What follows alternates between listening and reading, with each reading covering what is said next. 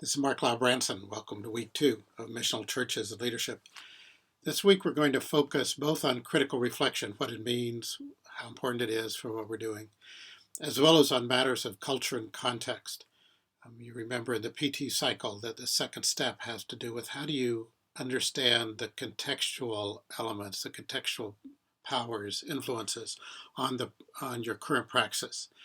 And that's simply an awareness that needs to be built in, and it's a matter of what to pay attention to.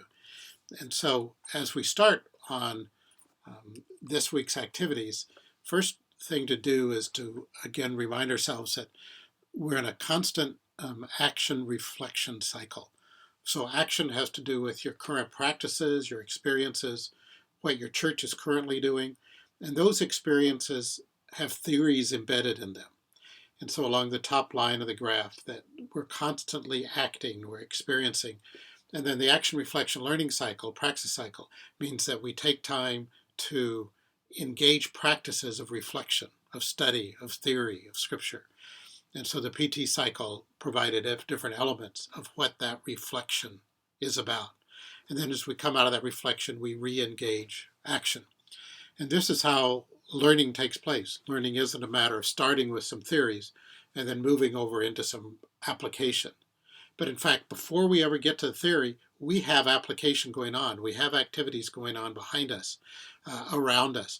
And so we always engage theory with certain practices, with certain habits. And so as you come into this class, you already have habits of thinking and feeling and acting, both on a personal level as well as on your activities with your Christian community.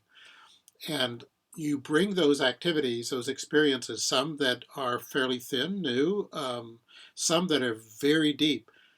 Often our activities, our habits of thinking, feeling, and acting are not even conscious. They're unconscious. They're habits at a pre-critical level. And so action reflection, critical reflection, has the purpose of bringing those onto the table so that we can work with them. And so critical reflection means not only are we going to do some study, some reflection, work around with some different materials. It's not quite that objective. Critical reflection means we're going to intentionally work at doing a focus on our own assumptions, that we're going to put our own assumptions on the table as we work with certain materials. And so this is like working with a mirror. When you look in a mirror, there's glass with a silver or some other backing on it. And because of that, you see a reflection of yourself. So I see my face in that mirror. And so that's what the reflection is. And in critical reflection, what we're doing is a couple of things. One is, what is that mirror made of?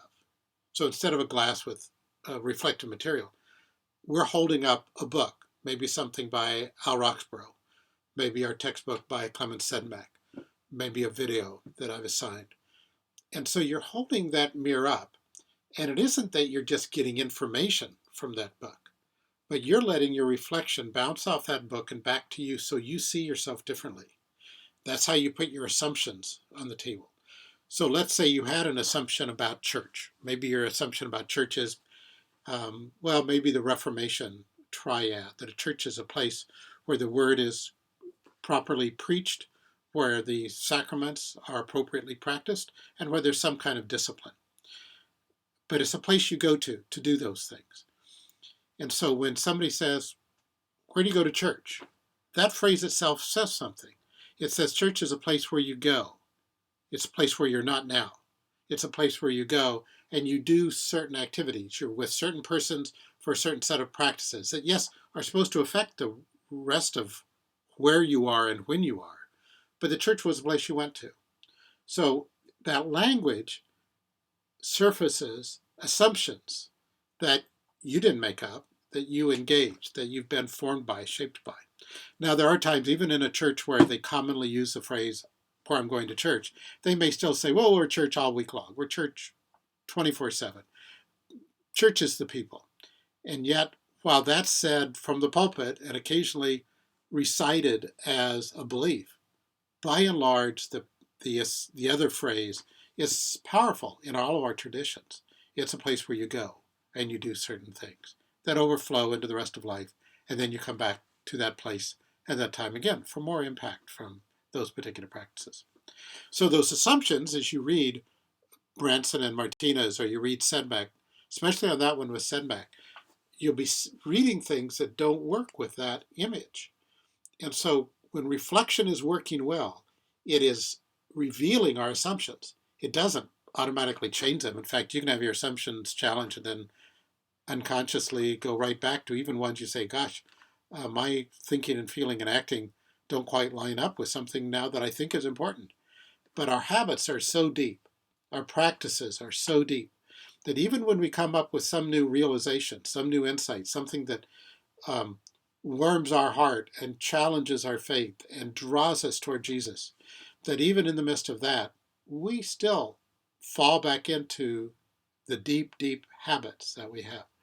And so the course is trying to engage on these three topics: missional, church, leadership, by challenging assumptions so that you can not only play with your assumptions, see if there's some you want to reconsider, but actually start engaging practices and make it possible for you to actually change not only your claimed theology, the formal theology that you have, but actually the theology in practice. And so critical reflection means looking at materials outside yourself. And as you're looking at those, you're intentionally putting your own assumptions, you're naming them, and then you're looking at how you want to shift your habits of thinking, feeling, and acting. And so again, this is why practical theology, in the way that we laid it out, is so critical, because this is the reflective work. We take a particular praxis and we surface it. We may never have talked about the particular way that we do some aspect of our personal leadership or our congregational life or our organizational life. We may not have ever actually engaged it in this way, but we're going to name some particular experience and then do the critical reflection. Let's see what's going on in the context that shaped this practice. Let's look at Scripture. Not only how did we get here, but how can we try some new things? All of those are parts of critical reflection. And we do it, it's critical because it's checking our own assumptions. So this was part of the reading that you've been involved in last week and this